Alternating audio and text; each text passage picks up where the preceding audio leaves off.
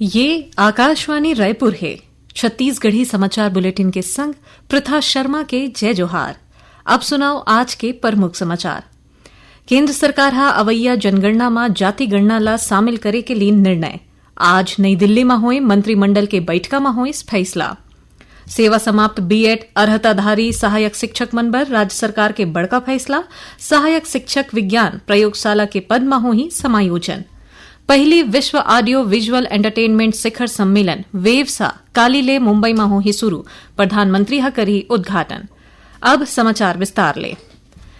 केंद्र सरकार हा अवैया जनगणना में जाति गणना ला शामिल करे के फैसला ले है। प्रधानमंत्री नरेंद्र मोदी के अध्यक्षता में हुए मंत्रिमंडल के राजनीतिक कार्य समिति हा आज ये फैसला लेन। नई दिल्ली में पत्रकार मन ले गोट करत हुए सूचना और प्रसारण मंत्री अश्विनी वैष्णव हा कहिन है कि जनगणना हा केंद्र के विषय है। ओमन कहिन के कुछ एक राज्य हा जाति सर्वेक्षण ला अच्छा तरीका ले और कुछ राज्य हा राजनीतिक कारण ले एला करे है। मंत्रिमंडल हा चीनी मौसम 2025-26 बर 355 रुपया प्रति कुंटल के हिसाब ले गन्ना के उचित और लाभकारी मूल्य ला तय करे के स्वीकृति दे है। श्री वैष्णव हा कहिन है कि ये फैसला ले 5 करोड़ गन्ना किसान मन के संगे संग चीनी मिल और संबंधित सहायक गतिविधि में काम करत 5 लाख श्रमिक मन ला घलो फायदा मिली। मुख्यमंत्री विष्णुदेव साय की अध्यक्षता में आज मंत्रालय में राज्य मंत्रिमंडल के बैठका हुई।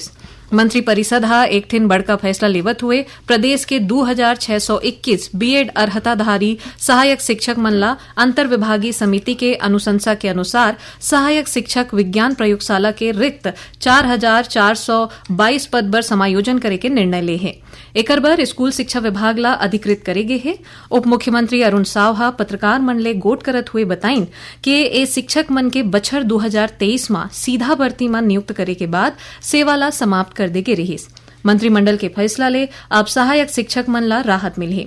मंत्री परिषद हा राज्य के सुदूर अनुसूचित और ग्रामीण क्षेत्र में मुख्यमंत्री ग्रामीण बस सुविधा योजना शुरू करे के फैसला ले है।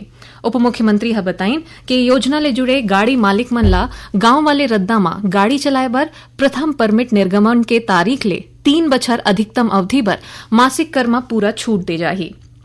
उहे मंत्री परिषद हा तकनीकी शिक्षा ला बढ़ावा देबर नवा रायपुर में स्टेट ऑफ आर्ट राष्ट्रीय इलेक्ट्रॉनिकी और सूचना प्रौद्योगिकी संस्थान NIELIT के स्थापना पर 10 एकड़ ले ज्यादा के भूया ला निःशुल्क आवंटित करे के प्रस्ताव के अनुमोदन करी। एकर अलावा मंत्री परिषद हा रेघा बटाई लीज और डुबान वाले जगह में खेती करैया किसान मन ला घलो कृषक उन्नति योजना ले जोड़े के फैसला ले है। अब कुछ खबर वेव्स ले संबंधित।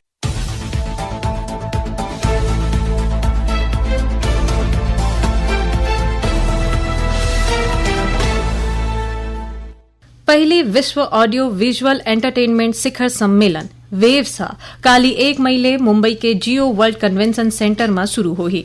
प्रधानमंत्री नरेंद्र मोदी हा एकर उद्घाटन करही। 4 दिन तक चलैया एक कार्यक्रम हा श्रव्य दृश्य और मनोरंजन के भविष्य बर गोट करे खातिर वैश्विक मंच प्रदान करही।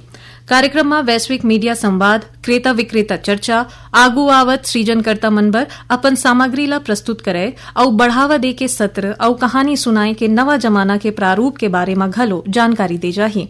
ये शिखर सम्मेलन मनोरंजन, प्रतिभा और रचनात्मकता के क्षेत्र में भारत के अपार संभावना ला दुनिया भर के आगू लाए के एक अवसर दी। 4 मई तक चलैया इस सम्मेलन में दुनिया भर के शीर्ष मीडिया CEO और मनोरंजन जगत के बड़का लोगन मन एक संग्रह आही। ये कार्यक्रम में 100 देश के लगभग 5000 प्रतिनिधि मन के भाग लेके उम्मीद है।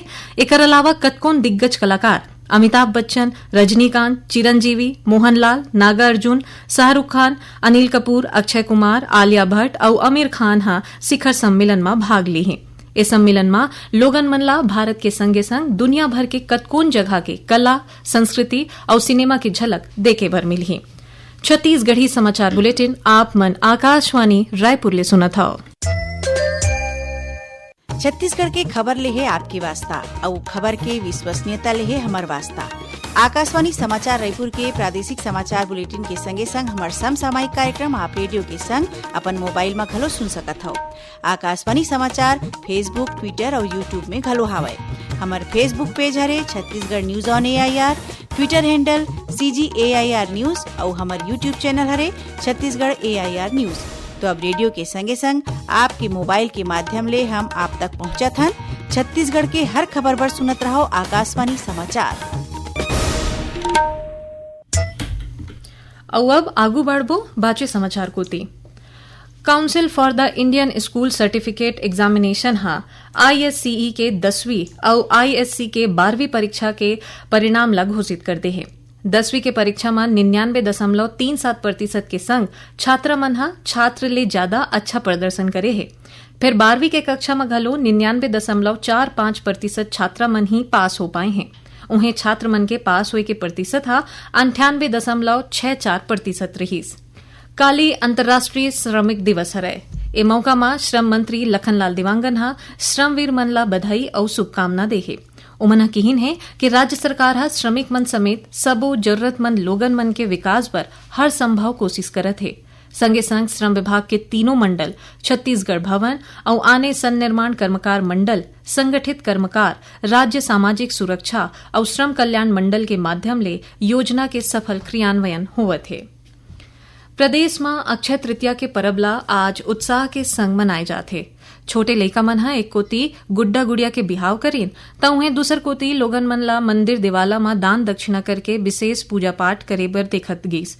ए मौका में राजधानी रायपुर समेत प्रदेश के कतकोन जगह में भंडारा घलो कराए गे रहिस। फिर उन्हें सराफा बाजार में घलो बड़का रौनक देखे बर मिलिस। अक्षय तृतीया के पावन पर्व में आज उत्तराखंड के उत्तरकाशी जिला में गंगोत्री और यमुनोत्री धाम के कपाट ला परंपरा के अनुसार वैदिक मंत्रोच्चार के संग श्रद्धालु मन बर खोल देगी से।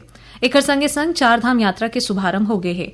उत्तराखंड के मुख्यमंत्री पुष्कर सिंह धामी कहिन है कि चार धाम यात्रा में अवैया श्रद्धालु मन के यात्रा ला सुगम बनाए बर विशेष इंतजाम करे गए है। राष्ट्रीय क्षय उन्मूलन कार्यक्रम और राष्ट्रीय गुणवत्ता आश्वासन मानक में उत्कृष्ट प्रदर्शन करे बर कोरिया जिला ला 4 ठिन आने श्रेणी में राज्य स्तरीय सम्मान मिले है। रायपुर में हुए एक कार्यक्रम में स्वास्थ्य मंत्री श्याम बिहारी जायसवाल इस सम्मान ला प्रदान करीन। ए बेरा में श्री जायसवाल कहिन कि प्रदेश में अच्छा अधोसंरचना और स्वास्थ्य सुविधा के विस्तार बर राज्य सरकार प्रतिबद्ध है। ओमन डॉक्टर और स्टाफ ले कहिन है कि ओमन मरीज मन के अच्छा इलाज और जांच बर संकल्पबद्ध रहे। कोंडागांव जिला के फरसगांव थाना क्षेत्र में हुए सड़क हादसा में पिता और बेटी के मौत हो गए। उन्हें परिवार के दूजिन आने लोगन मन गंभीर रूप ले घायल हो गए है।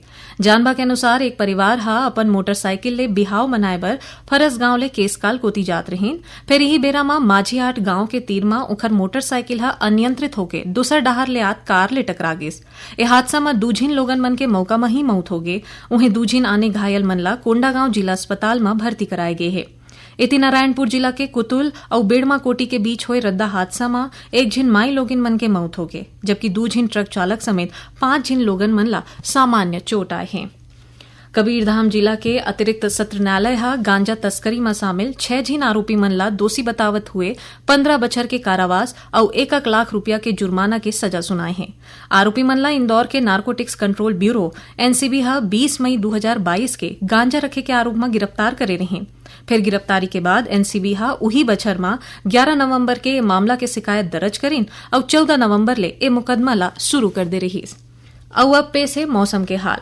मौसम विभाग ले मिले जानबा के अनुसार काली प्रदेश में 1-2 ठिन जगह में हल्का वर्षा होए और गरज चमक के संग हवा गरेर चले के संभावना है। उन्हें कुछ एक जगह में गाज और करा गिरे के चेतावनी दे गई है। आखिर में प्रमुख समाचार एक घाव फेर। केंद्र सरकार अवैया जनगणना में जाति गणना ला शामिल करे के लिए निर्णय। आज नई दिल्ली में हुई मंत्रिमंडल के बैठका में हुई फैसला।